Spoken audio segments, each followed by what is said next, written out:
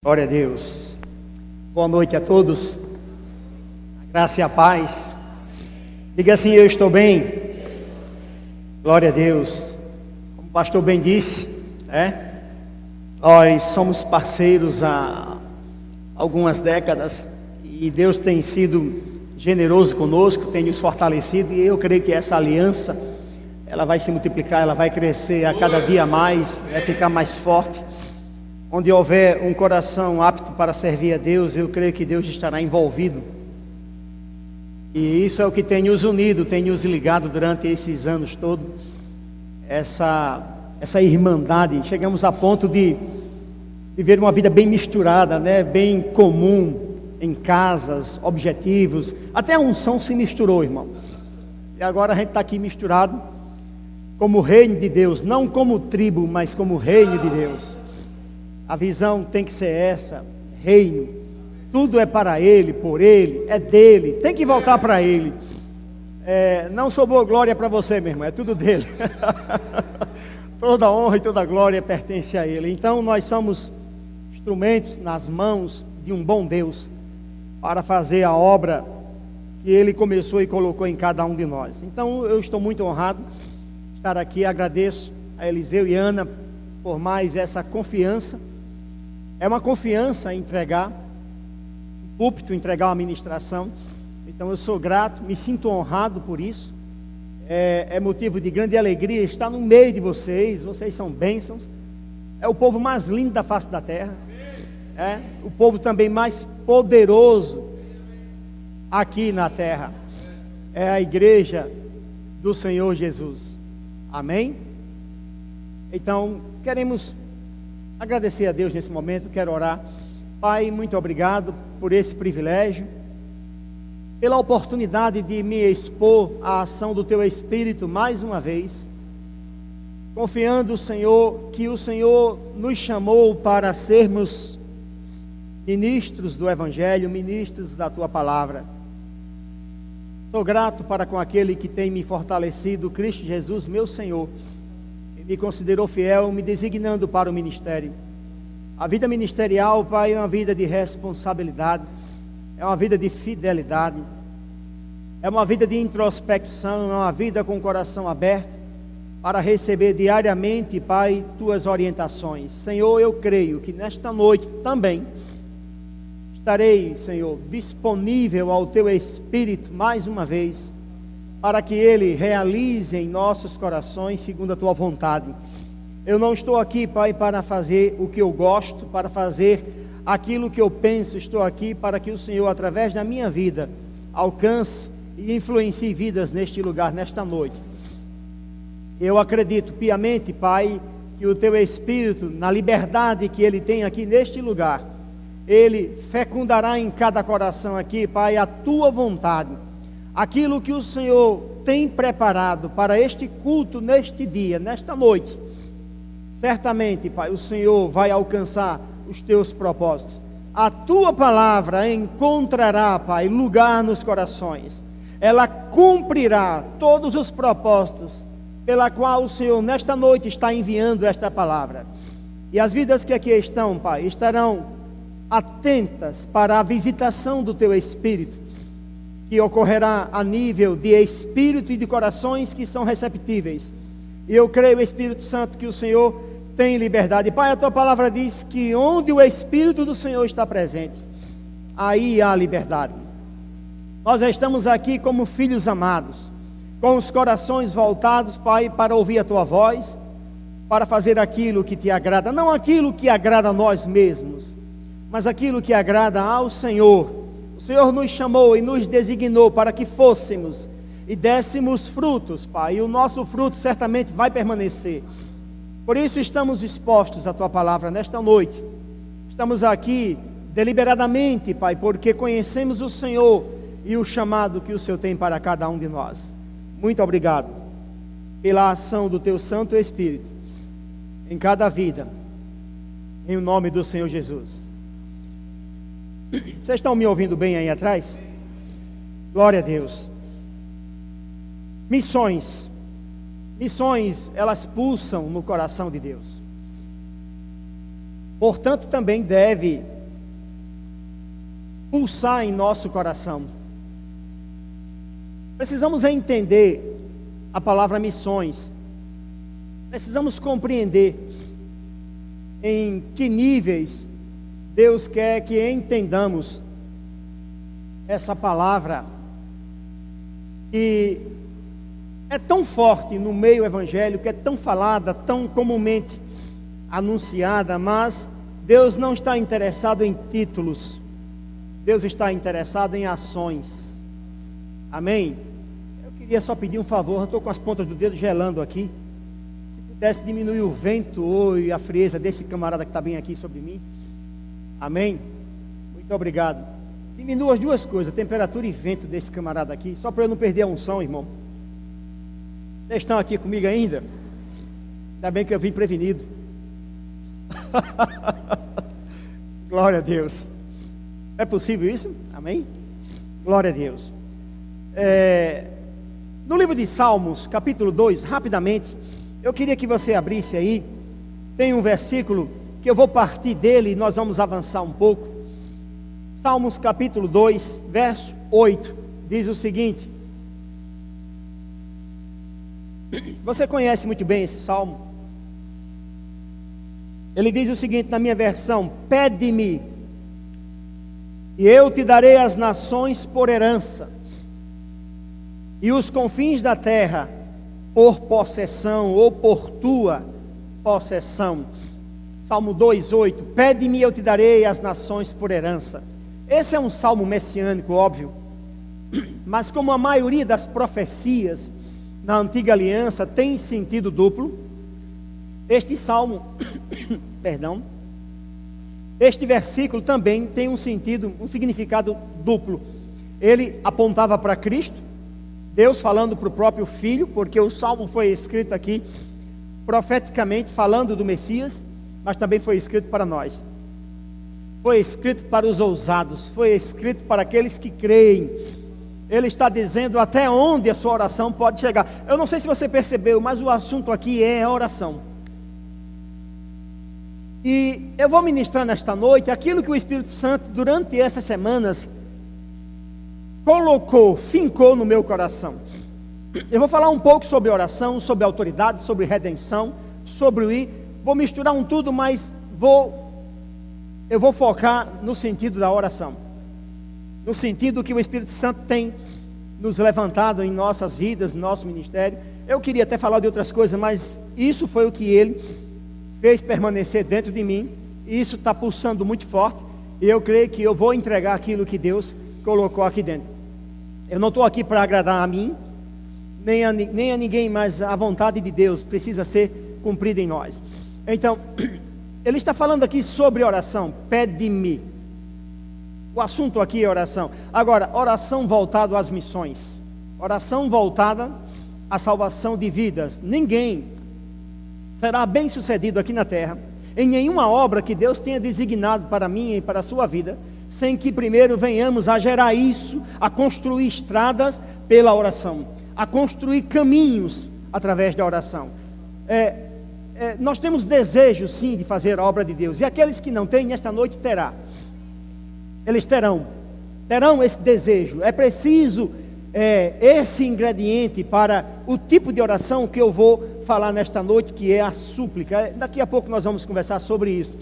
Então Deus está dizendo, você precisa pedir a mim. Sabe por quê? Porque Deus tem as ferramentas, Deus tem os meios, é Deus quem abre portas, é Deus quem cria circunstâncias. Agora há pouco vocês viram um vídeo e pastor Bandi, em cada passo que ele deu, ele ouviu Deus, ele ouviu a voz do Senhor, era Deus guiando ele. Ele não foi para São Paulo porque quis, ele não veio para o Brasil porque ele achou o Brasil bonitinho, ele não foi para Campina Grande estabelecer as bases desse grande ministério, Verbo da Vida, porque Campina Grande era um lugar mais fresco ou mais quente. Não. Ele ouviu a voz do Senhor. É fruto de uma obediência ao que Deus deu a ele, pela vida de oração e de buscar a Deus. Não basta, irmãos, desejar ir. Precisamos de orientação. precisamos que o Senhor nos guie. O Espírito Santo de Deus, uma das suas funções que foi colocado na igreja é guiar o povo, orientar o povo a toda a verdade que Jesus ministrou quando estava em vida. Vocês estão comigo ainda, irmãos? Então o Espírito Santo tem esse papel de nos orientar, de nos guiar. Sem uma boa orientação, apenas faremos um trabalho, apenas teremos obras. Deus não quer apenas obras, Deus quer obras que permaneçam. O sucesso se encontra em fazer o que Deus quer. Quando uma ordem vem de Deus, quando uma palavra de Deus é direcionada a cada um de nós, essa palavra, ela já vem com o poder, com a habilidade, que vai garantir o sucesso daquilo que Deus te manda fazer. Quando Deus te manda fazer algo, você nem precisa ficar pedindo a Deus: Senhor, mande poder, mande isso. Não, é a ordem divina já traz consigo, como o anjo disse a Maria no nascimento de Jesus. O anjo revelou a vontade de Deus para Maria. E Maria não ficou entendendo: como será isso, porque eu sou solteira, como vou ter um filho? Então o anjo disse a Maria, explicando a ela como ela teria um filho. Disse que era uma obra de Deus, era uma obra do Espírito. Descerá sobre ti o Espírito Santo, e o poder do Altíssimo te envolverá. Logo em seguida, Maria ficou refletindo sobre aquilo, e o anjo disse para ela, eu vou traduzir na tradução brasileira da Bíblia, de 1917, diz assim: nenhuma palavra vinda de Deus é destituída de poder. Então, todas as vezes que Deus nos dá uma palavra, dentro da palavra que Deus te deu, já existe o poder, já existe a garantia de que aquilo que Deus te manda fazer vai dar certo. Você não precisa ficar duvidando, como essa palavra que Eliseu acabou de ler: confia no Senhor de todo o seu coração. Confia no Senhor quando Deus falar com você. Confia no Senhor, porque quando Deus fala, Ele capacita, Ele responsabiliza por aquilo que Ele fala. A capacitação vem do Senhor. Quando Jesus disse aos apóstolos: ficai em Jerusalém, até que do alto sejais revestidos de poder, até que do alto vocês sejam batizados com o Espírito Santo, Ele vai conferir poder a vocês. Uma das traduções dessa palavra poder, no caso de Atos 1:8, que é dunamis, é também habilidade. Então, fiquem em Jerusalém até que a habilidade do alto venha sobre vocês. Então, todos nós aqui já fomos batizados, ou a grande maioria foi batizado no Espírito Santo. A habilidade, o poder, a capacitação está aí. Agora, precisamos da direção de Deus para que Ele libere graça naquilo que Ele nos manda executar, nos manda fazer. Você sabe que Deus quer que você ganhe almas, mas Paulo deixou claro no capítulo 1 do livro de Filipenses, na carta que ele escreveu aos Filipenses, que necessariamente ganhar almas não é estar fazendo ainda a vontade de Deus. Paulo disse que muitos podem estar ganhando almas por soberba, por vanglória. Então, fazer a coisa certa com as motivações erradas não vai dar certo. Então, nós precisamos ser guiados, orientados pelo Espírito de Deus. Não basta apenas abrir a boca: eu vou pregar o Evangelho. Pregar o Evangelho é algo que é direcionado pelo Espírito de Deus também. Precisa ser. Vocês estão comigo ainda, irmãos? Amém.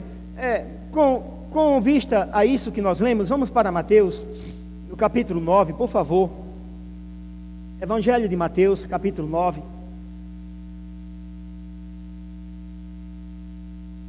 A partir do verso 35. Mateus 9, 35. Eu quero que você diga assim: Deus está falando comigo.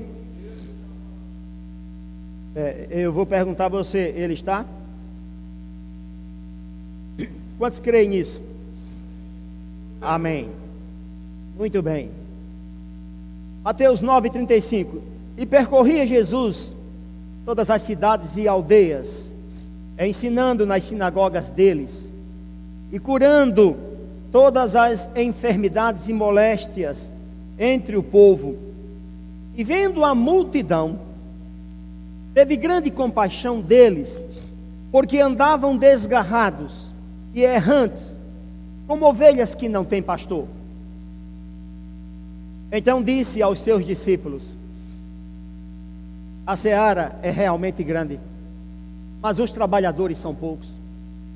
Rogai, pois, ao Senhor da seara, que mande ceifeiros para a sua seara. Amém? Esse é um dos muitos textos que nós encontramos no Novo Testamento, onde vimos Jesus tendo compaixão das pessoas que não têm direção em sua vida. Sabe, queridos, nós precisamos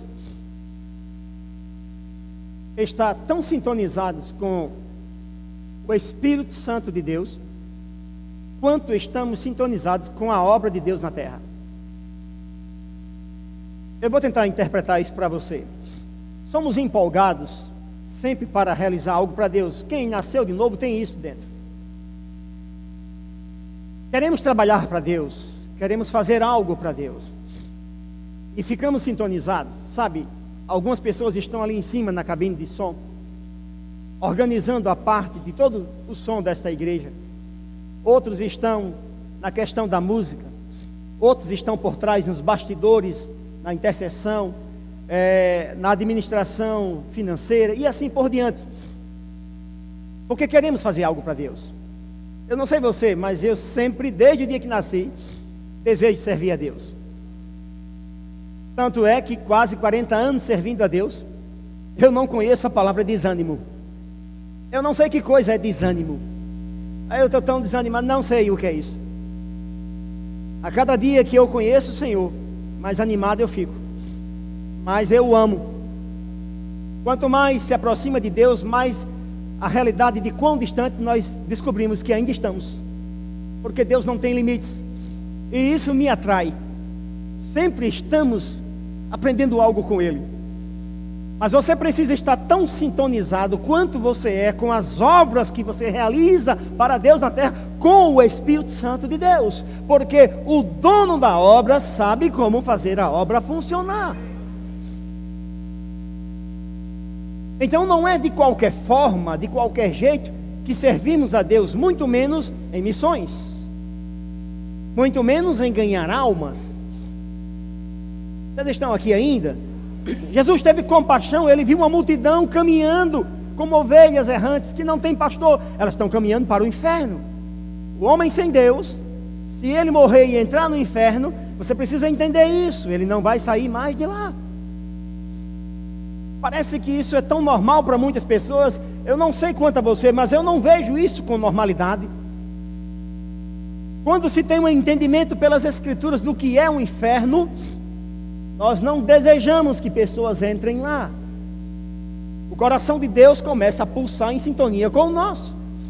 E nós não queremos que pessoas morram sem conhecer a salvação. Mas nós precisamos da ajuda dele para alcançar essas pessoas. Então Jesus disse assim: rogai. Essa palavra rogai no grego aqui, deomai, é súplica. Ele está dizendo aqui, suplicai. É um tipo de oração, é uma oração mais intensa, é um rogo sincero, profundo, que envolve um desejo muito profundo, é chamado de súplica. Então ele está dizendo aqui, suplicai, peça encarecidamente, profundamente, com desejos profundos e sinceros a Deus, que mande não membros de igrejas, mas trabalhadores.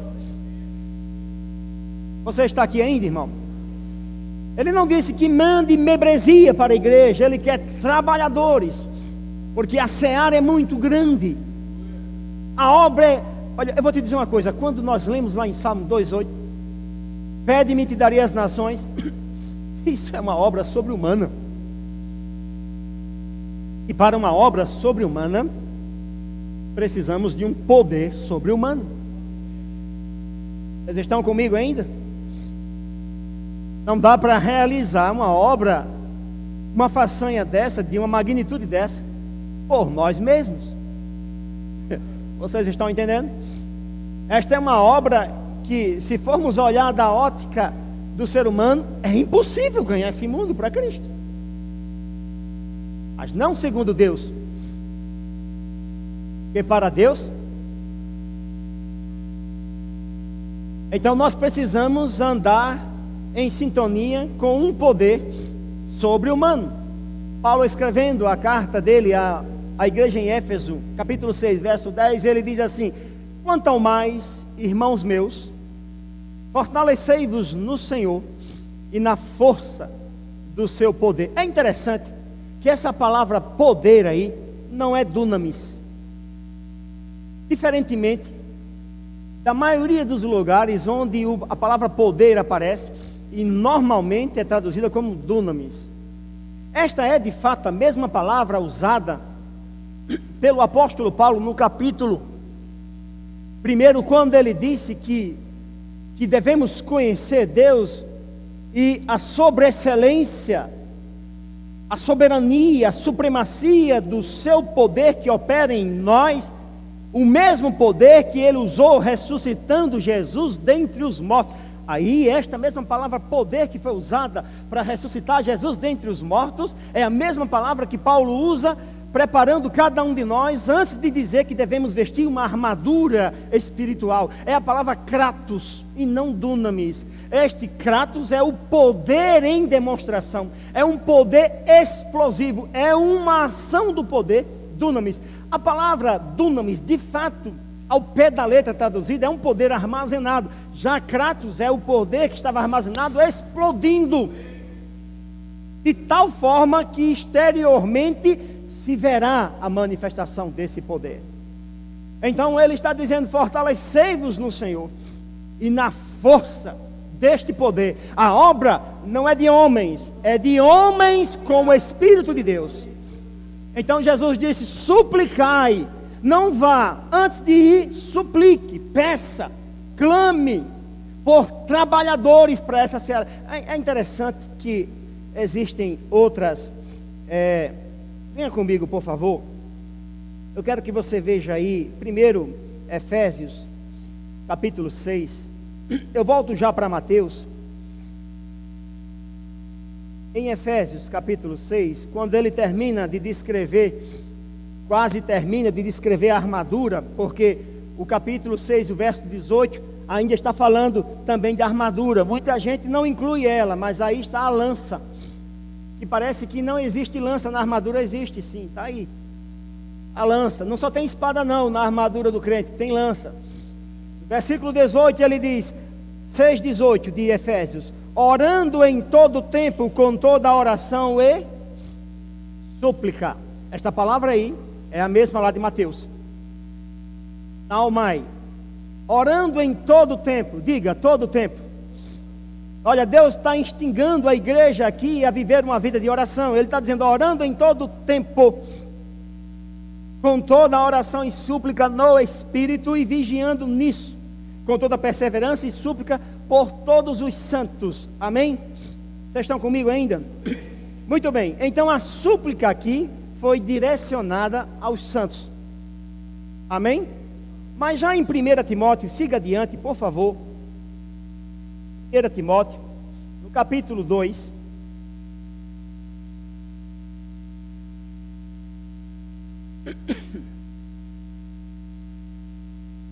Primeira Timóteo 2 diz: admoesto-te, pois, antes de tudo, que se façam súplicas, orações, intercessões e ações de graças por todos os homens. Está escrito na sua Bíblia? Aqui diz: por todos os homens. A palavra súplica aqui é a mesma usada pelo apóstolo Paulo, é a mesma usada por Jesus Cristo lá em Mateus 9. Súplicas, naumai. Ele está dizendo agora que devemos suplicar por todos os homens. E para que não fique dúvidas, ele explica no verso seguinte quem são esses homens. Ele diz: pelos reis e por todos os que estão em eminência ou debaixo de autoridade, para que tenhamos uma vida quieta e sossegada em toda piedade e honestidade. Agora, no versículo 4, Deus diz por que Ele quer que a gente faça isso. Porque Ele quer que todos os homens sejam salvos. Eu não sei se isso empolgou muito a você, não foi? Mas eu vou dizer de novo, talvez você não tenha entendido. Deus deseja que todas as pessoas sejam salvas. Lá na antiga aliança, Deus deixou claro com o profeta. Ele disse: eu não tenho prazer na morte do ímpio. Também lá no livro de Ezequiel ele disse assim: eu procurei entre eles um homem que se colocasse na brecha por esta nação, por uma nação inteira, e para que eu não a destruísse. Deus lamentavelmente diz: eu não encontrei ninguém. Mas hoje em Cristo Jesus tem muita gente, tem muitos se colocando na brecha. O diabo não vai passar por ela. Deus está à procura de atalaias. Deus está à procura de pessoas que primeiro dobrem-se para ouvi-lo e então sigam para realizar a sua obra. Deus está atrás de parceiros. Ele quer parceria com você na obra de missões, na obra do evangelismo global. Deus quer parceiros. Deus não quer individualismo. Ele quer alguém que ande na aliança que ele tem com ele. A aliança tem que andar nos estatutos da aliança. Você precisa entender que sem ele você não vai conseguir fazer nada. Você precisa dele para te orientar, até para ganhar sua parentela. Você precisa do auxílio dele. Então ele está dizendo: suplicar. Devemos clamar. Olha, eu quero que se façam orações, intercessões e súplicas por todos os homens. Então, nós podemos suplicar pelas pessoas. No texto de Mateus, Jesus se referiu ao fato de pedirmos mais pessoas para a obra. Mas aqui em Efésios e em Timóteo, a súplica tem propósitos diferentes. Vocês estão comigo? Ela tem um propósito de fazer algo em nós e naqueles pelos quais oramos, os ímpios, os que não conhecem a Deus.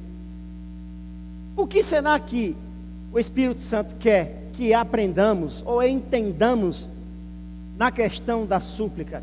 Quando você vai interceder por pessoas que não são salvas, não tem o que discutir, irmão. Se o Espírito Santo não estiver envolvido, essa oração não vai chegar a lugar nenhum. Por quê, pastor? Porque o apóstolo, a palavra diz em Romanos 8, 26, é um texto muito conhecido, que nós não sabemos orar como convém. Assim também nós gememos, o Espírito Santo também geme conosco. Nós não sabemos orar como convém, mas o próprio Espírito de Deus intercede por nós. Ele nos assiste em nossas fraquezas, porque não sabemos orar como convém. E Ele intercede por nós, os santos, com gemidos que não podem ser expressados por uma linguagem articulada, por uma linguagem que nós falamos comumente. Agora, há algo de interessante nisso que Paulo está dizendo aqui em Romanos 8, 26. É muito perspicaz a colocação que ele faz aqui. Ele diz assim: e da mesma maneira também o Espírito ajuda as nossas fraquezas, porque não sabemos o que havemos de pedir como convém, mas o mesmo Espírito intercede por nós com gemidos que não podem ser expressados numa linguagem articulada, que não podem ser explicados, inexprimíveis. A palavra assiste aí é onde está a sua resposta ao que Paulo estava dizendo lá em Timóteo e em Efésios 6,18, quando nos mandou suplicar pela vida daqueles que ainda não conhecem Deus, que ainda estão num caminho, mas não sabem para onde vai. A Bíblia diz que as trevas cegaram os olhos das pessoas sem Deus. O Deus desse século cegou o entendimento. Ele está falando de olhos espirituais, irmãos. Está falando dos olhos do coração das pessoas que não têm Deus. Elas não sabem para onde vão, porque está no escuro. Elas estão no escuro, e a luz é você. Então Paulo diz aqui que nós, da mesma maneira, também o Espírito nos ajuda as nossas fraquezas. Em algumas versões diz nos assiste, que é a palavra grega correta, assistir, que não deixa de ser uma ajuda. Essa palavra assistir é sunantium lambanomai, que é uma palavra grega, que é uma formação de três palavras: sum, ant e lambano, o verbo lambano. Sum significa com ou junto. Com seria melhor. Ante significa contra. E lambano é pegar junto, é tomar o controle juntamente conosco. é assumir o controle. Então, quando formamos essa palavra, Sunanti Ulambanomai, que é assiste, o Espírito Santo nos assiste, ele nos Sunanti Ulambanomai, em cada um de nós, ele está dizendo que ele conosco pega junto contra aquilo que eu não consigo resolver, aquilo que eu não conheço, aquilo que eu não sou eficaz, aquilo que eu não sou eficiente. Então, ele não vai me substituir em oração. A responsabilidade de orar é nossa, diga, é minha. Deus não vai orar no seu lugar, o Espírito Santo é seu ajudador, não substituto. Ele vai pegar junto com você, ele não vai orar. Se você não tiver uma vida de oração, não haverá súplica. Se não houver súplica, não haverá como ganharmos o mundo para Cristo. A súplica faz muitas coisas, não apenas afeta o coração de quem você está orando, mas afeta principalmente a atmosfera onde se vive. Então, o Espírito Santo pega junto conosco. Eu vou interceder pelos meus familiares distantes, que eu não tenho muita intimidade, eu não sei o que eles estão passando, não sei o que eles pensam, que tipo de vida eles têm, não sei qual é o problema que eles enfrentam. Então, o Espírito Santo vai fazer pelo menos duas coisas em cada um de nós. Primeiro, são duas coisas que eu considero as mais importantes que todo cristão precisa ter. Não necessariamente tem, deveria ter, mas não necessariamente a igreja vive isso. Primeiro, você precisa que o Espírito Santo interprete o que está no coração do Pai para você. Por quê? Porque se você não perceber o quanto Deus sente dor e compaixão pelos perdidos, você também não terá compaixão. Você precisa ver como Deus vê. Vocês estão aqui? Então o Espírito Santo, ele, como diz no versículo seguinte, ele diz: porque o Espírito, aquele que examina os corações, sabe qual é a intenção do Espírito, e é ele que, segundo Deus, intercede pelos santos. Ele entra junto conosco na nossa vida de oração, principalmente na súplica. Por que a súplica? Porque ele consegue pegar o que Deus sente quando ele vê um pecador caindo no inferno, a agonia do pecador. Então Deus sente aquilo, porque Deus não tem prazer na morte do ímpio. Eu preciso sentir o que Deus sente. Esse é o primeiro ponto. Senão, sabe, queridos, todos nós sabemos, Romanos 5,5 diz que o amor de Deus está aqui dentro. Tá?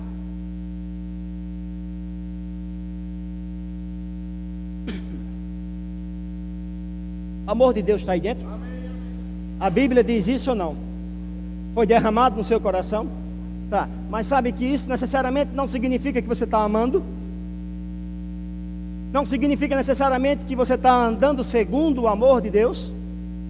Ter algo não é garantia de que esse algo é funcional em minha vida. Posso ter um carro na minha garagem e nunca dirigi-lo. Isso é possível? Sim. Então eu preciso sentir com este amor, porque o amor humano não é capaz. O amor que temos sem a atuação de Deus não é capaz de interpretar nada para a gente. Mas o amor de Deus, então o Espírito Santo coloca o que Deus sente pela morte do pecador em nós. Agora, uma segunda coisa que o Espírito Santo faz e muito bem, é fazer a gente sentir a agonia que o pecador sente no espírito dele, mesmo que a mente dele não tenha esse conhecimento ou entendimento, mas o espírito dele está agonizando, porque ele sabe que está perdido. Você não precisa dizer que ele está perdido, ele sabe disso. Então essa agonia, esse desespero que o ímpio sente dentro, ele procura preencher com as coisas. Então ele vai para festas, ele procura drogas, ele procura qualquer outra coisa. Ele não sabe se expressar, porque ainda não conhece Deus. Então ele sente o vazio, mas quer preencher. Nenhum ser humano foi feito para estar vazio no seu espírito. Seu espírito foi fabricado para estar cheio. E ele sempre está cheio, seja das coisas de Deus ou não. Então o Espírito Santo, ele consegue interpretar a agonia. E por isso muitas vezes nós estamos orando e começamos a sentir como se estivéssemos perdidos, como se estivéssemos em pecado, mas não, é Deus interpretando a vida do pecador no seu espírito. Sabe por que Ele faz isso? Porque Ele quer que você tenha compaixão. Ele quer que você tenha o que Deus tem e que já está em você, naquilo que Deus colocou chamado amor, ágape. A compaixão está lá dentro, irmãos. Olha, para você ter uma ideia dessa agonia que Deus sente e o pecador sente. Você se lembra lá no jardim de Getsêmanes, quando Jesus estava para ser entregue? A Bíblia diz que Ele chegou para os discípulos e disse assim: fiquem aqui e orem, porque eu estou sentindo angústia. A minha alma está angustiada até a morte. É uma expressão muito forte. Ele disse: a minha alma está angustiada até a morte. Qual era o problema de Jesus ali? Jesus começou ali a interceder por si próprio. Por quê? Ele estava na iminência de passar por uma experiência da qual nunca tinha passado, a separação do Pai. Então, ele começou a agonizar. Não era da cruz, irmão, que ele estava orando, não. Ele veio para isso. Ele veio para morrer. E a Bíblia diz lá em Hebreus que a oração dele no Getsemane foi respondida. Então ele não estava pedindo para se livrar da cruz. O amor dele era suficiente para fazer ele não retroceder. Ele estava ali clamando por si mesmo, porque estava prestes a entrar. Então ele começou a interpretar pelo Espírito o desespero de uma pessoa sem Deus. Ele começou a interpretar dentro dele. Sabe o que aconteceu? A angústia tomou conta dele a tal ponto que ele suou sangue. E olhe bem que ele só iria passar um final de semana separado do Pai. Agora, você quer saber o que acontece com uma pessoa que desce ao inferno? Nunca mais terá jeito para ela. Ela passará a eternidade perdida, longe da vida. E Deus nos chamou para levar a eternidade dessas pessoas. O homem foi criado para a eternidade, mas uma eternidade boa, não uma eternidade de castigo, de tormento. Então Paulo diz que o Espírito Santo é o nosso ajudador quando devemos suplicar. Devemos sim suplicar, devemos sim clamar. Paulo, quando escreveu sua carta para a igreja lá dos Colossenses, ele percebeu que aquele povo tinha amor e fé. Então ele diz assim no capítulo 1: desde o dia em que ouvimos, nós também, irmãos, não cessamos de pedir, de orar e pedir a Deus que vocês sejam cheios do conhecimento da vontade de Deus em toda a sabedoria e inteligência espiritual. Então Paulo estava clamando por eles, pedindo que Deus abrisse os olhos do entendimento dele para que eles fossem cheios do conhecimento da vontade de Deus. É tão importante conhecer a vontade de Deus quanto foi importante você ter sido salvo. Eu não sei quanto a você, mas eu sou grato a Deus pela minha salvação. Não cesso de render graças a Deus pelo fato de Ele ter me escolhido, de Ele ter me incluso nos seus planos. Você não sabe, você faz parte dos planos dele. Você não é um acaso, você é um projeto. Você é alguém que Deus planejou durante muito tempo. Você é alguém muito especial, você custou caro. Então Paulo disse isso para o povo lá da cidade de Colosso. Ele disse: eu quero que vocês estejam cheios do conhecimento da vontade de Deus para vocês. Então ele rogava constantemente para que os olhos do entendimento fossem abertos. Nesse mesmo texto 9:10 ele diz assim: para que vocês tenham um modo digno de andar diante de Deus. Então Paulo estava dizendo que é dignidade conhecer a vontade de Deus, porque estaremos sendo filhos obedientes, realizando o que Deus precisa que realizemos aqui na terra. Jesus, Ele está no trono, irmão, sentou, a obra dele foi concluída, foi consumada, mas eu e você estamos de pé, somos o corpo de Cristo, aqui na terra, para propagar o que Ele começou. Vocês estão comigo ainda? Nós precisamos entender que sem compaixão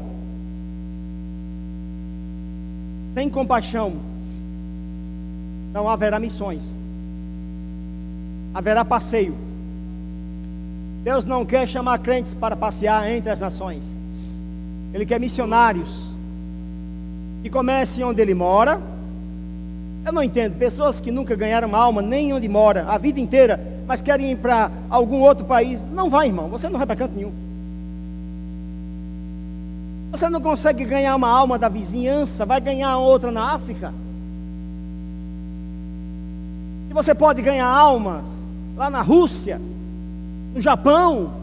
Você pode ganhar na sua rua, na sua escola, no seu trabalho, no seu ministério, no seu chamado. Seu principal, o seu primeiro ministério é onde você trabalha.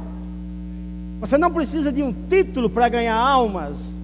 Você precisa das compaixões de Deus fluindo dentro de você. Sim, Deus ama missões. E graças a Deus pela visão do pastor Bando. Se ele não tivesse vindo para o Brasil, estaríamos ainda hoje capengando. Graças a Deus por homens que ouvem a voz de Deus. E pessoas que se disponibilizam para amar a Deus mais do que a própria vida. Oi, vocês estão aqui ainda? A redenção que Cristo conquistou para nós é linda. Eu sou salvo, você é salvo. Não existe nada melhor do que a redenção. É bom demais ser salvo, é bom demais ser próspero. É muito bom ser guardado, protegido, cheio do Espírito. É muito bom ser amado por Deus. A redenção foi algo espetacular. Nós fazíamos parte do mercado de escravos do diabo. Éramos mercadoria sem nenhum valor. O diabo nos apresentava nos seus palanques, apresentava para, como Paulo diz no livro de Romanos capítulo 7, verso 24, que éramos vendidos ao pecado. Então éramos mercadoria, éramos vendidos, éramos escravos. Então estávamos expostos à humilhação, ao vitupério, estávamos expostos a todo tipo de miséria. Então Jesus veio expiar primeiramente o nosso estado de depravação moral, espiritual, e Ele veio com boas intenções, com a intenção de nos libertar profundamente. E não só com intenções, Ele estava tão intencionado a nos ajudar, que estava disposto a pagar um preço, e que de fato foi pago. Esse preço não foi ouro, não foi prata, custou a sua vida. Se Ele parasse aí, eu já estaria perplexo e insatisfeito. Eu fui comprado do meu estado de miséria, eu era escravo, mas agora fui transportado da escravidão para a liberdade do reino do Filho amado. Não sou mais escravo, eu não preciso mais viver com medo, eu não preciso mais viver inseguro. Eu posso crer no amanhã, porque eu não sou mais escravo. Isso é confortante. É bom saber que somos amados, é bom saber que fomos redimidos. Nós não teremos a redenção. Se Ele parasse por aí eu estaria feliz, mas Ele não parou. Ele não apenas verificou o nosso estado, não apenas mostrou e manifestou o desejo de nos resgatar, como nos resgatou, com um preço altíssimo, mas também Ele fez algo muito mais. Ele nos restituiu ao estado que tínhamos antes da escravidão, ao estado original. Ele nos colocou de volta ao seio do Pai, aos braços do Pai. A adoção de filhos não foi suficiente para Ele nos libertar, não foi suficiente para Ele nos comprar. Ele nos restituiu, nos devolveu ao lugar que de fato nunca deveríamos ter saído. ao estado de filho amado. Agora, quando ele fez isso, ele foi além das nossas expectativas. A Bíblia diz que, despojando os principados e potestades, triunfou deles naquela cruz. Em si mesmo, ele triunfou. Ele não apenas nos libertou, mas ele derrotou aquele que nos escravizava. E ele ainda foi mais um pouco além. Redenção é espetacular. É bom viver na redenção, não é? Que bom. Ser salvo é gostoso. É dormir em paz. Eu sou uma pessoa, irmão, que eu não tenho lembrança se já perdi uma noite de sono. As noites de sono que eu perco é para responder ao Espírito. Mas falando no normal, se não for o Espírito de Deus me chamando para orar, nunca perco a noite de sono. Eu de fato nem preciso de uma cama para dormir. Eu nem preciso de um travesseiro. Eu nem preciso me deitar para dormir. Eu durmo até em pé. O meu sono é tão suave, tão maravilhoso, que nem sonho tenho. O pesadelo está descartado. É a redenção que faz isso. A vida em Deus faz isso. Em paz eu me deito, e em paz eu durmo, e em paz eu acordo, e em paz eu continuo. Efeito da redenção. Mesmo quando as contas não estão pagas, eu durmo em paz. Porque elas não estão pagas no mundo natural. Mas aquela não é a minha realidade. Jesus Cristo, uma vez ele disse: eu sou o caminho e a realidade e a vida. Ele é a nossa realidade. Sua palavra é a sua realidade. A minha realidade não é o que vejo, não é o que sinto, não é o que eu vejo no ímpio. A minha realidade é o que a Bíblia diz. E a Bíblia diz: ide por toda parte, ide por todo o mundo, fazei discípulos, ensinando-os, ganhar almas. É uma realidade. Então, se Deus mandou, é possível, é viável ganhar almas. Vocês diminuíram ou desligaram isso aqui?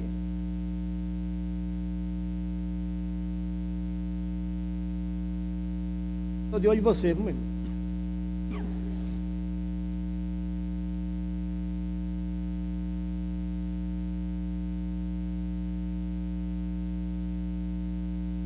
Ele disse que despojou os principados e potestades e triunfou deles. Está com raiva de mim? Triunfou deles naquela cruz. Agora, escute com atenção. Ele não triunfou apenas do diabo, das potestades, dos principados. Ele triunfou, venceu, obteve uma tremenda vitória. Diga: Jesus é vencedor. Não temos dúvida disso. Ele pisou, esmagou a autoridade de Satanás. Tomou até a chave da casa dele. Ele tem as chaves da morte e do inferno, chaves da autoridade e a chave de onde ele reside. O camarada não tem nem mais a chave para entrar em casa. E como se isso não fosse suficiente, ele pegou essa vitória. É impressionante. Deus, olha, vou dizer, Deus não tem pareia. Não bastava para Deus nos libertar da vida depravada de escravidão que tínhamos. Ele não só nos libertou, devolveu nossa dignidade, nos fazendo sua justiça na terra, e nos encheu da vitória de Cristo. Ele nos deu o que a gente não fez nada para conquistar. Então nos tornamos mais do que vencedores.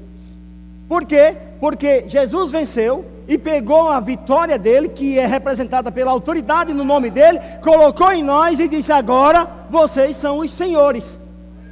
Eu saí de uma condição de escravo e não só sou liberto, eu sou agora Senhor. A Bíblia diz que Deus nos chamou para reinar em vida.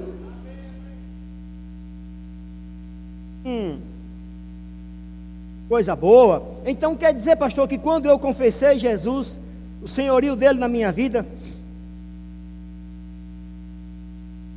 você não recebeu Jesus apenas e o senhorio dele sobre você, mas também recebeu o senhorio dele por você sobre todo mal. Eis aí vos dei autoridade para pisar serpentes e escorpiões e sobre todo o poder do inimigo, e nada absolutamente vos causará dano. Então, Jesus não apenas está governando minha vida, como Ele colocou em mim autoridade para que eu governasse em vida. Então eu agora posso governar sobre as forças do mal.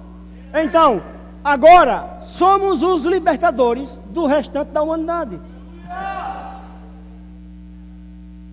Não apenas fomos libertos, nos tornamos em libertadores, porque quem tem o poder tem a chave. Quem tem o poder tem a força. Diga, o poder está comigo. Oh. Eita, isso é muito bom. Então Jesus, por nós e através de nós, pode libertar vidas. Isso é muito bom. Então, se todo principado, toda potestade foi colocada debaixo dos pés dele, somos o corpo de Cristo, está debaixo de nós. Está debaixo dos nós. Nós somos os pés também. Está debaixo de nós. Vocês estão comigo? Eu quero que você entenda. Diga, eu preciso entender que eu posso governar as forças espirituais. Diga, eu posso governar as forças espirituais.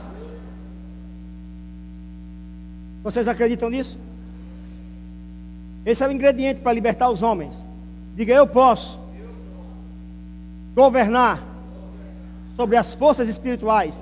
Nós normalmente pegamos Romanos 5,17 e ficamos, eu vou reinar em vida, e falando de dinheiro, de bênção, de coisa, de prosperidade, podemos governar sobre as potestades, os principados. O governo agora está conosco. Então nós podemos também governar as forças políticas que regem a nação. Porque sabemos que as forças políticas que regem a nação, na sua grande maioria, são orientadas, governadas por um príncipe sobre cada país. Então, nós podemos governar sobre as forças espirituais da maldade que operam nos homens aqui na terra. Então, podemos governar e influenciar toda a política de qualquer nação, de qualquer estado, de qualquer situação. Eita Jesus, obrigado. Diga, eu posso dominar absolutamente, diga absolutamente, sobre os elementos políticos do mundo para o benefício da raça humana.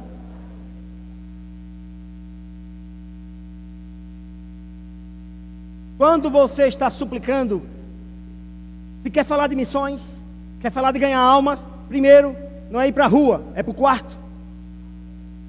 Primeiro vai para o quarto. Vai receber ajuda, recebe orientação, recebe graça. Sem aquilo, você só vai passear. O Espírito Santo é o maior estrategista que você já ouviu falar. Não há outro além dele. Não há nenhum general capaz como ele.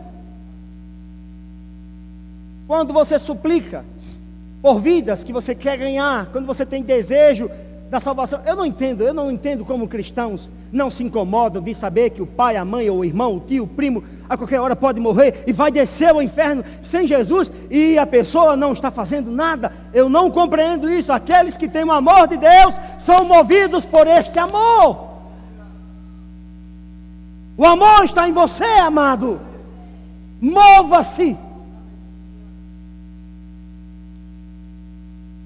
Quando suplicamos, o Espírito Santo não só muda nós, interpretando o que está no coração do pai e o que está no coração do pecador, mas ele muda as circunstâncias, ele muda a atmosfera do ambiente. Por quê? Porque ele começa a preparar a sua vitória naquelas pessoas, naqueles lugares, naquelas cidades que Deus está enviando você, ou em alguma nação. Deus, quando falou com o pastor Band no coração, a Bíblia diz que o querer e o efetuar vem de Deus. Então, quando o pastor Band disse eu quero ir para o Brasil, era Deus dizendo por ele.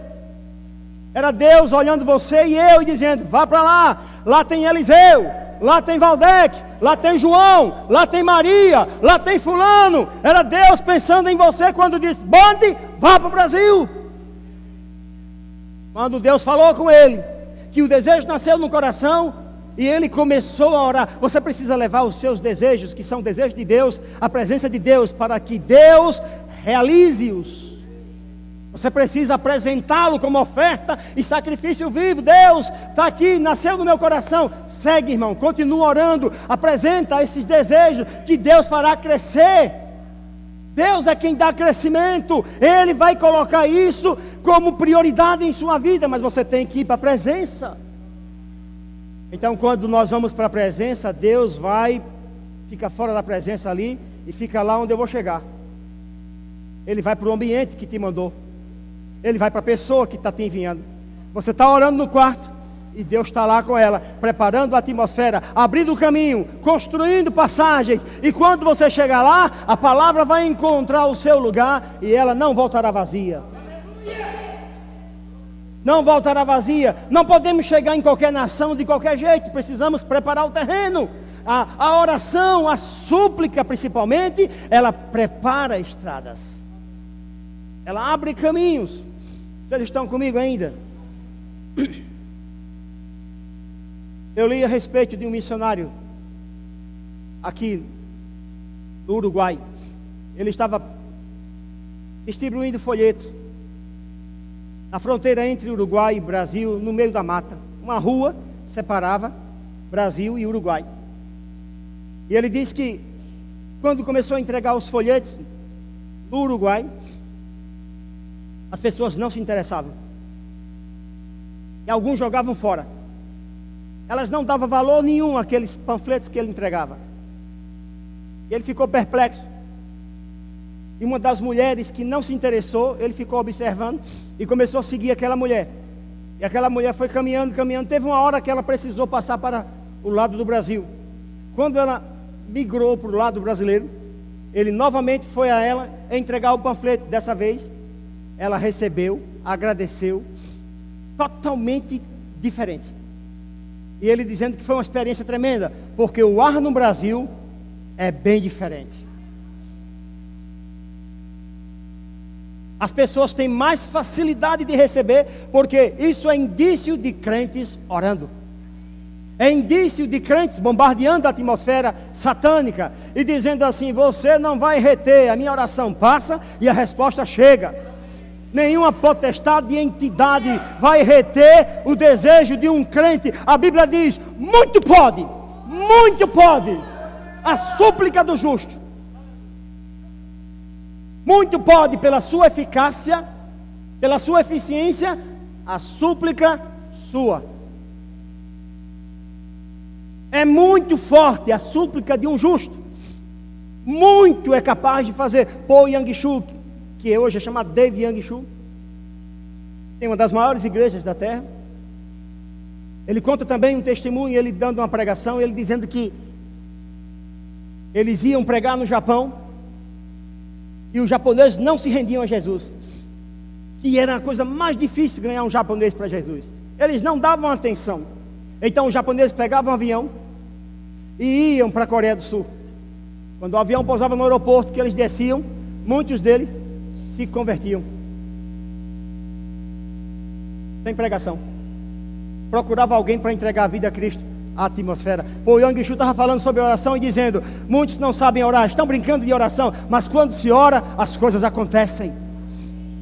Então uma das coisas que a súplica fará é mover a atmosfera do local que Deus está te enviando. Por isso você precisa estar lá, contar com a ajuda do Espírito de Deus. Vocês estão aqui, queridos? Vale a pena. Vale a pena confiar no que a palavra diz. Vale a pena ser guiado pelo Espírito. Vale a pena ter a interpretação de Deus dos fatos. Eu vou contar aqui, eu separei duas experiências minhas, não são recentes, são bem antigas, mas se experiência antiga não valesse, a gente teria que arrancar Hebreus capítulo 11 da Bíblia. Então, experiências antigas também contam, porque elas marcam a gente.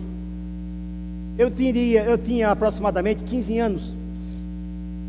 Eu tinha um amigo que eu conheci na rua que eu morava, eu adolescente, chamado Bruno.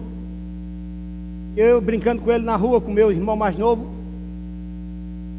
falei a palavra de Jesus, Deus, alguma coisa assim. Ele perguntou para mim: quem é Jesus? Ele já devia ter seus 13 anos, não sei, 12, 13 anos. Eu tomei um choque, porque eu fui criado num lar onde Deus era algo comum, onde a palavra era anunciada. Meu pai me ensinava, falava de Bíblia.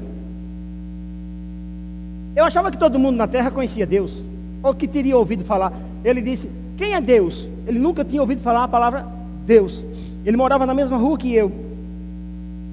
Aquilo me impactou, e eu expliquei para ele, com a sabedoria limitada dos 15 anos que eu tinha na época. Um jovem que ainda não tinha uma definição de como servir a Deus. E disse algumas coisas para ele, e aquilo entrou em mim e nunca mais conseguiu sair. Depois de algum ano, 2, perdemos o contato. Eu soube depois que ele viajou para o Rio de Janeiro, quando ele já estava mais velho, talvez 17 anos. Foi passar um ano lá. Quando ele voltou, eu já estava com 19 anos de idade. Já estava mais firme dentro da igreja. Eu era um batista fiel. Não a denominação, eu era fiel à palavra. Fiel às convicções que Deus tinha colocado dentro de mim de ser salvo. Quando esse camarada voltou e eu encontrei com ele, ele parecia um carioca falando.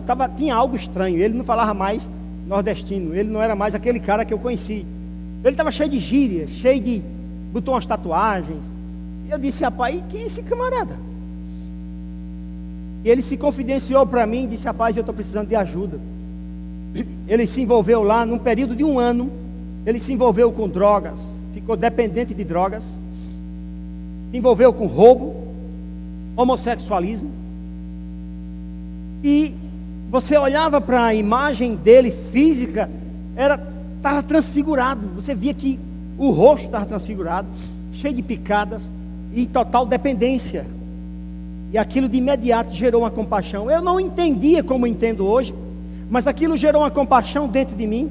Eu já tinha um pouco de conhecimento das Escrituras, já tinha lido algumas páginas. Então eu coloquei o firme propósito de pregar de novo e resgatar aquela alma. E do meu jeito eu comecei a orar por ele. Então eu encontrava ele na porta, ministrava e dizia, vamos para a igreja? Porque lá você vai ser ajudado, vai ouvir uma palavra. E ele sempre dizia, vamos, mas nunca ia. Passou um mês, 2, 3, encontrei ele na praia. Eu passava 1 hora e meia, às vezes 2 horas, pregando para ele. Na praia, numa praça, onde eu encontrasse, ele ficava desesperado para querer sair, eu segurava. Uma vez ele saiu, eu fui seguindo ele. Na praia, ele deixando claro para mim que queria sair, e eu deixando claro para ele que eu não ia largá-lo. Então eu fui seguindo ele na praia, de sorte que eu ministrava em média de 1 a 2 horas, todas as vezes. Tinha vezes que ele olhava assim, ficava procurando, eu vou me desviar dele, mas não tinha como, eu via. Eu me tornei um cara importuno.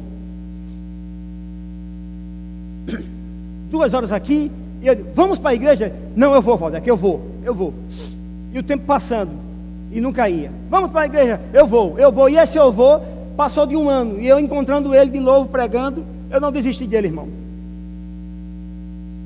E ele, uma vez, Valdec, quase eu morro ontem, eu corri para me jogar debaixo de um carro, meu irmão me salvou, e a dependência, a crise de abstinência, ele queria se libertar, mas não conseguia, eu não tinha ferramentas ainda para poder interceder, orar. Então o que eu tinha era dizer que Jesus era bom, que Deus amava, que Jesus o amava, que eu era salvo, que vida salva é boa. Ele disse, vamos para a igreja, rapaz, você vai ouvir uma palavra. Ele disse, eu vou. Isso já fazia 1 ano e meio. 1 ano e meio, 1 ano e 7 meses, eu na cola dele. Aí eu fui para a porta, lá vem ele, lá na esquina, ele morava próximo. Eu digo, rapaz, todo arrumado. Eu digo, agora, é hoje o dia. Aí eu digo, glória a Deus. Eu não dizia glória a Deus na época não, porque eu era batista ainda. Era proibido na igreja dizer isso. Aí eu dizia, bendito seja Deus. Aí ele chegou, saiu numa esquina, entrou na outra e desapareceu.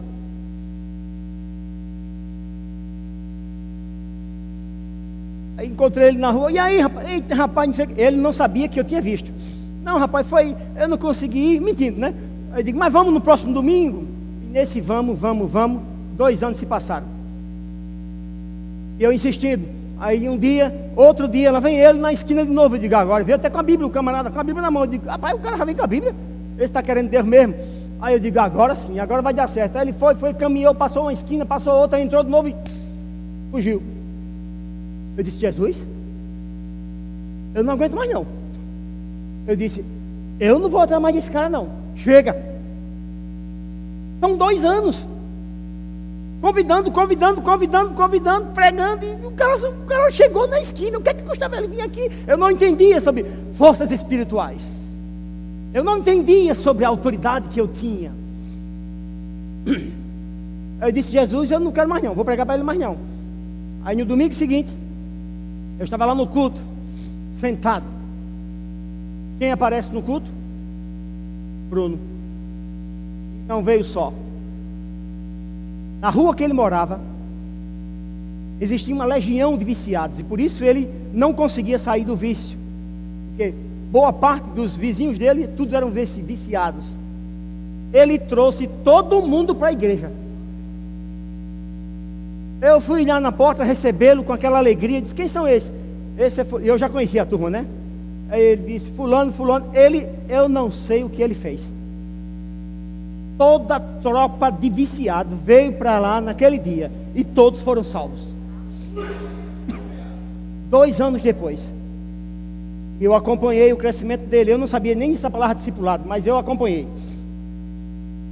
E ele disse, Valdec, agora eu não tenho crédito, eu não tenho nome, eu sou viciado, não tenho emprego, nunca trabalhei, eu quero trabalhar. Eu digo, a gente vai arrumar um trabalho, Deus vai dar emprego a vocês. E eu orava do meu jeito, oração batista. Olha, não é o fato de ser batista, assembleiano, presbiteriano, verbiano, gloriano, é o coração. Você não vai levar nenhuma placa lá para cima. Eu disse, Deus, eu quero que ele arrume um trabalho. Eu digo, Deus vai te dar um trabalho, Bruno. Deus é bom. De imediato, Deus arrumou um trabalho para ele. Alguém deu crédito a ele e ele começou a trabalhar. Aí eu continuei acompanhando e ele frequentando nossa igreja. E Valdec, eu digo, fique firme, rapaz, fique firme, que ninguém vai tirar você de Jesus mais não. Fique firme. Ele disse, agora eu queria me casar. Eu digo, o cara está querendo demais, né, esse camarada? O que é que eu sou, hein? Agora eu quero me casar. Eu digo, Deus vai te dar uma esposa também. Se preocupe não, que Deus vai lhe dar uma mulher, vai lhe dar uma família. E começamos a pedir ao Senhor, e Deus deu a ele uma santa, uma salva.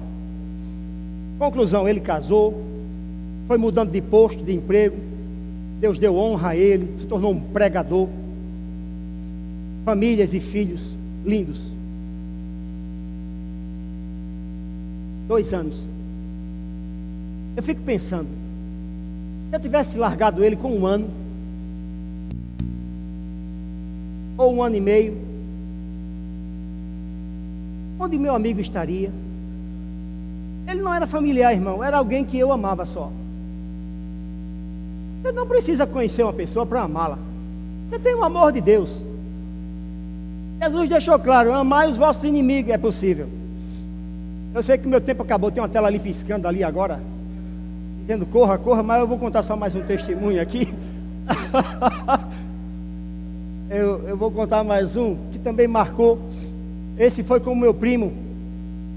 Nessa época, nós frequentávamos a Adonep, que era ali no CDL,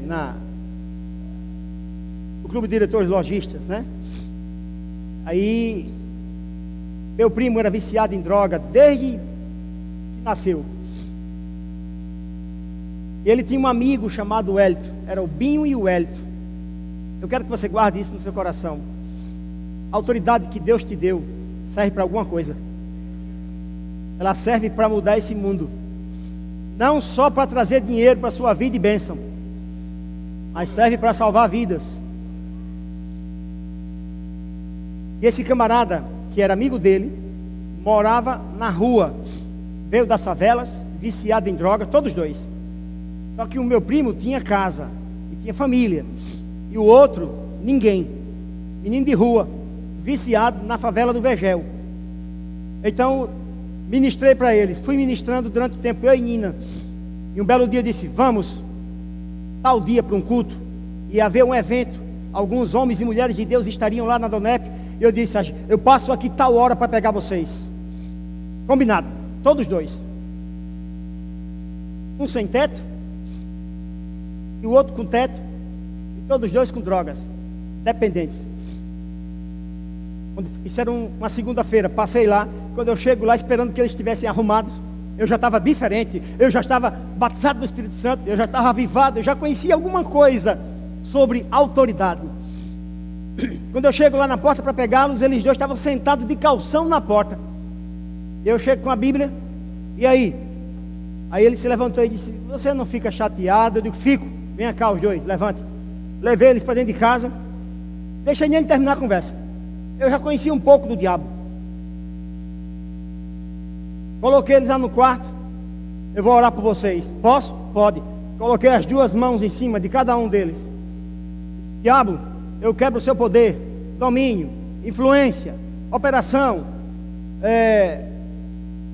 qualquer laço que você tiver aqui, eu desamarro agora. Eles estão livres. A vontade deles está livre. Em nome de Jesus, eu quebrei, anulei, poquei, tirei as correntes, fiz aquilo que a gente sempre faz. Quando eu tirei a mão, e aí vamos, os dois disseram: vamos. Trocaram de roupa e fomos. Chegamos lá, aí estava lá no palanque a irmã Suzy, Luzanira, pastor Eliseu, não era esse daqui não, era outro. Aí, pastor Eliseu, baixinho, amava aquele homem também, um homem de Deus, cheio de fogo, da Assembleia de Deus, a tropa toda. Aí entramos, quando nós entramos, eu e eles dois na minha frente, eu entrei, vamos dizer, a entrada era aqui, aí eu fui caminhando lá para trás, e percebi quando Luzanira fitou a gente, e acompanhou com o olhar. Na hora da ministração, ela disse assim: quem são esses dois camaradas aí? Falando com eles dois. Aí eu me prontifiquei e disse: fui eu que trouxe, eles são meu primo, vim para frente. Ele disse: quem trouxe vocês? Aí disse: fui eu. Eu disse para ela: eu trouxe eles não estavam querendo vir, mas eu levei, orei, desamarrei, quebrei, anulei, fiz aquele negócio todo e eles estão aqui. Ela disse: quando vocês entraram ali, eu vi dois anjos de mãos dadas, e eles dois no meio, escoltando os dois até aquele lugar. Aí foi quando eu disse para ela: eles não queriam vir não, mas eu disse: hoje você vai. Aqui na época do Bruno não, vou até que agora que está diferente. Com o Bruno eu fiquei naquele lenga-lenga 2 anos, agora o negócio é com 2 dias, meu irmão. Já conhecemos um pouco mais de Deus, conhecemos um pouco mais desse poder. Naquele dia, todos dois nasceram de novo. Meu primo chegou a ter uma visão, naquele dia, uma visão. Ele foi cheio ali, quebrado. E há poucos, 1 ano ou 2 aí, esse Wellington, que eu acompanhei ele depois, eu não larguei ele, eu trabalhei com ele. Ele também queria um emprego, porque ele não tinha, ele queria uma casa, ele queria roupa, ele queria tudo, porque ele não tinha nada, morava na rua. Então ele disse: confie no Senhor. Então peguei ele, coloquei perto de mim, fui evangelizar e discipulei ele. Disse: vamos começar a aprender a crer agora. Aí dei um livrinho simples para ele, de livro de Kenneth Hagin, e disse: vai começando a mastigar enquanto eu vou ministrando para você. E a gente saía, onde eu ia pregar eu levava ele, era um aprendiz, mas o cara cresceu rápido. Aí disse: Valdec, eu preciso de um emprego. Eu digo: Deus vai te dar um emprego, vamos orar. Oramos, aí Deus abriu uma porta na Braskem, que era na época Salgema, era de vigia. Eu digo: meu amigo, pegue. Cavalo que se ganha não se olha os dentes. Pegue, seja fiel e deixe Deus trabalhar. Vai-se embora. Ele: mas é um emprego de vigia. Eu digo: vá-se embora, trabalhe de noite, de dia, de madrugada, domingo, sábado, vira à noite. Seja fiel. Aí ele ouviu, foi fiel, e Deus foi. Daqui a pouco surgiu uma vaga para o almoxarifado, ele mudou, depois foi para a gerência do almoxarifado e começou a viver bem, a se vestir bem. E ele disse: agora eu quero me casar. Parece que todo mundo quer casar, né? Ele disse: agora eu quero me casar. Eu digo: Deus vai te dar uma mulher. Eu digo: entre aquelas que estão ali, entre o povo de Deus, não vai buscar nenhuma filisteia não, tu vai buscar no povo de Deus. Aí entre aquelas você vai escolhendo os desejos do seu coração, Deus vai te dar. Deus deu. Aí ele me convidou: Valdec, eu quero te convidar para ir lá em casa. Agora ele tinha uma casa, uma esposa, e eu fui lá. Meu amigo, quando eu entrei naquela casa, tudo arrumado, as frutas, a comida, a mesa, o camarada era um menino de rua. Quando eu entrei ali, eu fiquei tão feliz que parecia que era eu que tinha ganho uma casa. Eu me senti como se fosse eu, meu. Eu não sei explicar isso. A alegria era indizente, irmão. Eu digo, meu Deus, eu não sabia como me expressar para Deus, faltavam palavras. De ver ali ele, a mulher dele, a casa arrumada, uma família de alguém que veio do mercado de escravos.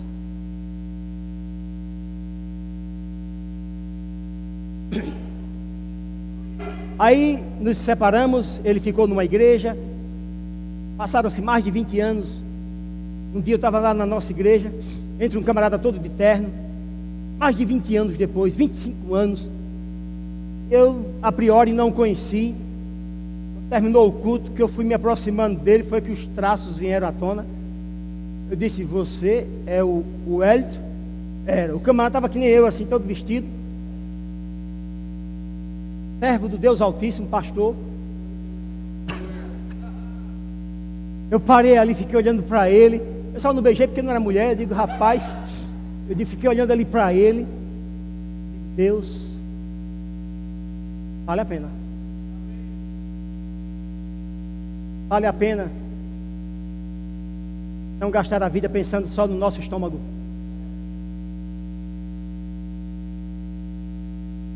Vale a pena pensar não só em nós. O seu Deus não é seu ventre.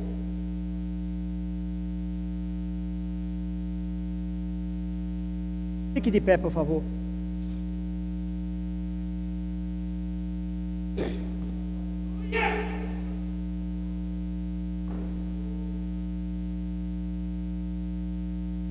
Eu não sei como você entrou aqui, meu amado, nessa noite. Mas eu tenho uma notícia, além da mensagem que você ouviu. Uma notícia para a sua vida, que Deus ama você do jeito que você é. Do jeito que você está. Deus ama você assim, do seu jeitinho. Sabe, Deus é tão ansioso para ganhar almas, que Jesus, que é a expressão exata do Pai, eu quero que você preste atenção. Jesus deixou isso claro. Você vai ver como é fácil levar uma vida ao novo nascimento, levar uma vida para o céu. Não é difícil. Você lembra do ladrão da cruz? Quem lembra? Daquele homem homicida que estava do lado de Jesus, que olhou para Jesus e disse, lembra de mim? Ele não disse, Jesus, o que é que eu tenho que fazer para ser salvo? Ele disse, Jesus, lembra de mim? Jesus disse, eita, a justiça aceita isso como um convite. Venha, está salvo. A justiça pegou de imediato. Ele nem precisou dizer, eu recebo Jesus Cristo como Senhor e meu Salvador. Ele nem precisou. Ele disse, olha, lembra de mim quando entrar no teu reino. Ele reconheceu que ele tinha um reino, reconheceu que ele era Senhor, reconheceu o seu senhorio. E a Bíblia diz, ninguém que nele crê será confundido. Ninguém que nele crê será confundido. Aquele homem não teve tempo de se preparar, a mente dele ainda era pregressa, o homem não teve tempo de se limpar dos seus pecados, mas sabe, ele estava diante do limpador de pecados.